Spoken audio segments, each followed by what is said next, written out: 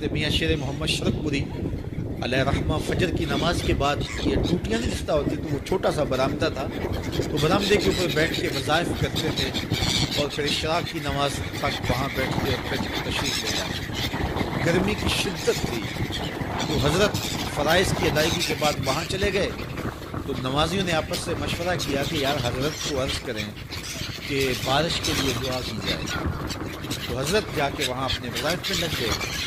انہوں نے کہا چلو ہم مسجد کے سین میں کھڑے ہو جاتے، حضرت توجہ کریں گے، عرض کریں گے۔ تو جتنے نمازی تھے وہ سارے صحن میں کھڑے ہو گئے اور برآمدے کے اوپر میاں صاحب وظائف میں لگے۔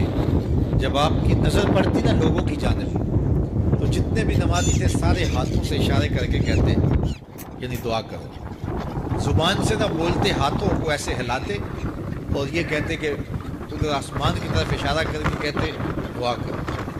میاں صاحب پھر وظائف میں لگ جاتے۔ پھر جب میاں صاحب کی آنکھ اٹھتی نا تو یہ سارے ہاتھ اٹھاتے اور آسمان کی طرف ہاتھ اٹھا کر کے میاں صاحب پھر وظائف میں لگ جاتے۔ جب 2-3 مرتبہ ایسا ہوا نا تو میاں صاحب کی ہنسی نکل گئی اور ایسے آسمان کی طرف دیکھ کے کہا چل ہن پا دے۔ کہتے ہیں بس یہ بات کہنے کی دیر تھی کہ چھم چھم می برسنے لگا۔ تو جب کوئی حضور کا ہو جاتا ہے تو رب اس کو اپنا محبوب بنا لیتا ہے۔ تو حضور کی محبت خدا کی محبوبیت کا ذریعہ ہے، اس لیے ہمیں حضور کا پیار اپنی روحوں میں مجسم کرنا ہے، حضور کی محبت اپنی روحوں میں اتارنا ہے، اور محبت اپنے تمام تر تقاضوں کے ساتھ جب روح پذیر ہوگی تو پھر ہمارا انداز زندگی بھی سنور جائے گا، ہماری آخرت بھی سنور جائے گی۔ محبت کے من جملہ تقاضوں میں سے سب سے بڑا تقاضا محبوب کی اطاعت ہے کہ بندہ جس سے پیار کرتا ہے اس کی بات مانتا ہے۔ یہ ہے دعویٰ محبت کا ثبوت، اس کی دلیل۔ اور حضور کے صحابہ کی زندگیاں دیکھیے کہ انہوں نے حضور علیہ السلام کے ساتھ کیسے پیار کیا، حضور کی محبت میں اپنی عادتوں کو بدل دیا۔ حالانکہ عادتیں نہیں بدلی جاتی، دو سکے بھائی ہوں، رشتہ کتنا گوڑا ہے، اور ایک گھر میں پرورش پائی ہے، ایک گود میں پلے ہیں، ایک باپ کے گہوارہ تربیت میں رہے ہیں، لیکن طبائع میں اختلاف یہ ایک فطری بات ہے۔ ہمارے پاس لوگ آتے ہیں، دو سکے بھائی ہوتے ہیں، ایک کی طبیعت ادھر کو جا رہی ہوتی ہے، دوسرے کا مزاج ادھر کو جا رہا ہوتا ہے، ایک سخت نرم مزاج ہوتا ہے اور دوسرے کی آنکھوں سے انگارے پھوٹ رہے ہوتے ہیں، ایک معاف کر دینے والا ہوتا ہے، ایک سخت غصیلا ہوتا ہے، ایک کی طبیعت کے اندر تلخی کی چنگاریاں ہوتی ہیں اور ایک کی طبیعت کے اندر نرمی کے پھول ہوتے ہیں، آپ نے بھی دیکھا ہوگا۔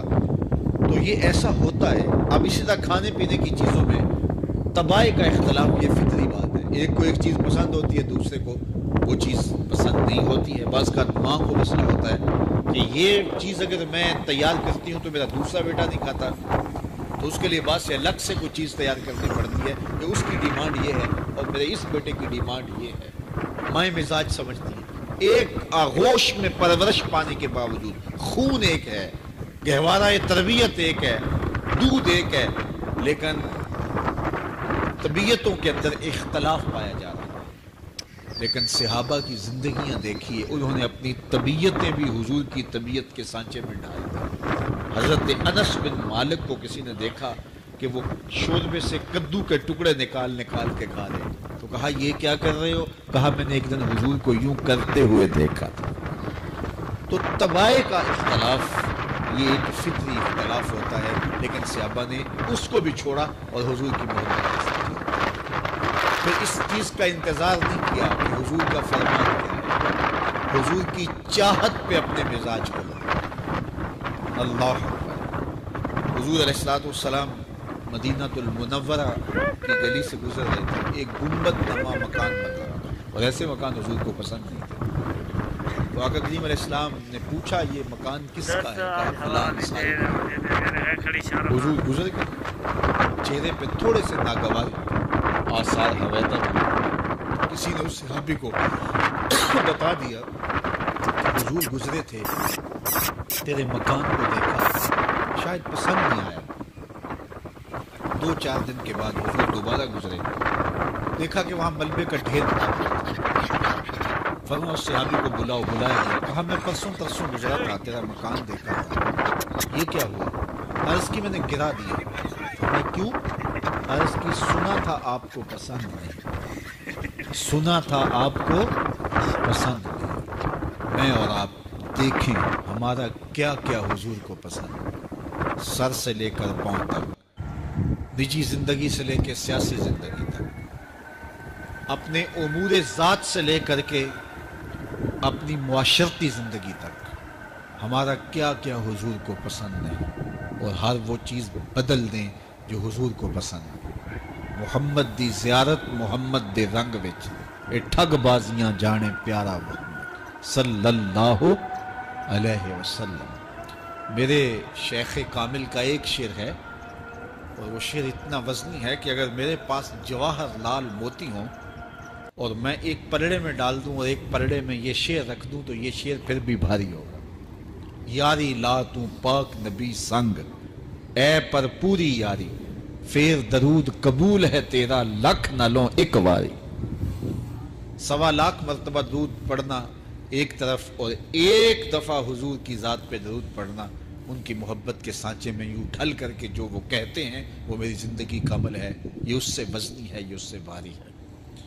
तो हुजूर की मोहब्बत, हुजूर के एक सहाबी थे, वो हुजूर को मिलने आए, और आए थे बहरीन से।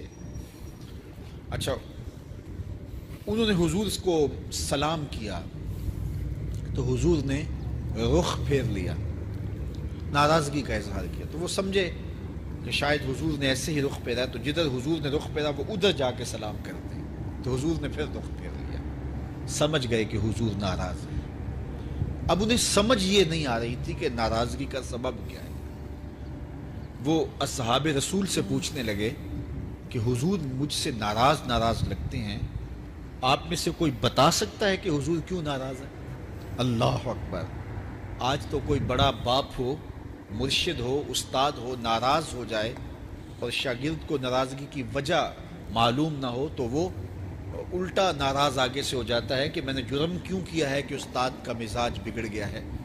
अल्लाह अकबर। लेकिन ज़रा देखिए, रंग देखिए मोहब्बत के। वो सहाबा से पूछता फिरता है कि हुजूर मुझसे नाराज़ हैं, मुझे बताइए कि क्या सबब हुआ। तो उन्होंने कहा कि ये तेरे हाथ में जो सोने की अंगूठी है, इससे हुजूर नाराज़ हैं, क्योंकि हुजूर इसको मना कर चुके हैं। उम्मत के लिए सोना चांदी हुजूर ने उम्मत के मर्दों के लिए मना फरमा दिया। सिर्फ 4.5 माशे से कुछ कम की अंगूठी चांदी की, और वो भी अदद में एक हो, शरीयत ने जायज़ रखी है। अगर 2-2 माशे की 2 होंगी तो फिर भी जायज़ नहीं। औरत को जायज़ है 10 अंगूठियाँ पहने, सोने की पहने, चांदी की पहने, ये उसका जेवर है। मर्द को जेवर की ज़रूरत नहीं है, जीनत की ज़रूरत नहीं है। लिहाजा मर्द के लिए एक अंगूठी रखी गई है, वो भी इसलिए कि अगर वो कहीं मुश्किल में हो तो उसको बेच करके 2 वक्त का खाना ले सके। बाकी उसके लिए अंगूठी 4.5 माशे से कम का चांदी या सोना एक माशा ही क्यों ना हो, उसके लिए जायज़ नहीं है। तो उसने सोने की अंगूठी पहन रखी थी, लेकिन उसे हुर्मत का पता नहीं था। तो उसने कहा कि हुजूर मुझसे क्यों नाराज़ हैं? तो सहाबा ने कहा शायद ये इस अंगूठी की वजह से नाराज़ है। तो उसने ये नहीं कहा कि मुझे तो पता ही नहीं था, मेरा क्या कसूर। खैर, उसने अंगूठी उतार के हुजूर को पेश करते कहा, हुजूर आप इस वजह से नाराज़ हैं? हुजूर ने अंगूठी पकड़ी और ऐसे फेंक दी। नाराज़गी की वजह ख़त्म हो गई। वो बैठ के अब बात शुरू हो गई। अल्लाह अकबर। जब सिलसिला एक कलाम होता रहा, जब मजलिस बर्खास्त हुई, लोग उठ के घरों में जाने लगे, वो भी उठा और उल्टे पाँव से पीछे चला। तो किसी ने उसको कहा वो अंगूठी तो उठा लो, सोने की अंगूठी है, कीमती है, चलो तुम्हारे लिए पहनना जायज़ नहीं, तुम्हारी बीवी के लिए तो जायज़ है। तो उसने क्या जवाब दिया सुनिए। उसने कहा वल्लाहि ला आखुज़ुहु वक़द तरहहु रसूलुल्लाह सल्लल्लाहु अलैहि वसल्लम, अल्लाह की कसम मैं इस अंगूठी को कभी भी नहीं उठाऊंगा जिसको मेरे हुजूर ने फेंक दिया है। तो ये थी उनकी मोहब्बत, ये था उनका अंदाज़। तो आइए मैं और आप हुजूर से अगर मोहब्बत करते हैं तो हुजूर अलैहिस्सलाम का तर्ज़ ज़िंदगी, हुजूर का अंदाज़ मुआशरत इख्तियार करें। कसरत के साथ माएँ, बहनें, बेटियाँ भी मौजूद हैं, वो भी अपनी औलादों की तरबियत इस निहज से करें कि वो हुजूर की सुन्नत, हुजूर की सीरत, اور حضور کی اتباع کے سانچے میں ڈل جائیں۔ زندگی کا مقصد ہی یہی ہے۔ آئے، بڑے ہوئے، جوان ہوئے، بوڑھے ہوئے، چلے گئے۔ ہم سے پہلے بھی چلے گئے، ہم بھی چلے جائیں گے، بعد میں آنے والے بھی چلے جائیں، لیکن حقیقی کامیابی اس کو نصیب ہوئی جس نے اس دنیا پہ آ کے دنیا کی زندگی کے مقصد کو سمجھا۔ ہم آئے کیوں تھے، زندگی کس لیے ہمیں دی گئی تھی۔ اکبر الہ آبادی نے کیا ستھری تنقید کی تھی، کیا بتائیں احباب، کیا کارنمایاں کر گئے، بی اے کیا، نوکر ہوئے، پینشن ملی اور مر گئے۔ یہ کوئی کام نہیں ہے، ہماری زندگی کا کوئی مقصد ہے جس لیے ہم انسان ہیں، اشرف المخلوقات ہیں۔ دیکھیے گدھا سارا دن بوجھ اٹھاتا ہے، اللہ اکبر۔ میرے صاحب نے ایک گدھے سے بھی ایک موازنہ کیا ہے کہ سارا دن جو ہے وہ بوجھ اٹھائے اور کام کرے، اور پھر مالک اس کو غذا بھی نہ دے، وہ جا کے روڑیوں سے اور باہر سے جا کے چر کے پھر آ کے کام مالک کا کرے، مالک اس کو دے بھی نہ، اور وہ باہر سے کھا کے آئے اور کام مالک کا کرے۔ تو اگر بندہ ہو کے، انسان ہو کے اگر نہ کرے تو میرے حضور نے ایک لمبی ربائی ہے، اس میں آخر میں لکھتے ہیں، تو چنگا یعقوب یا کھوتا، تینوں شرم نہ آوے، کہ اگر وہ ایک گدھا بھی کام کرے، اپنی پیٹھ پہ بوجھ لا دے، اور تو اپنے مالک کے لیے کچھ نہ کرے۔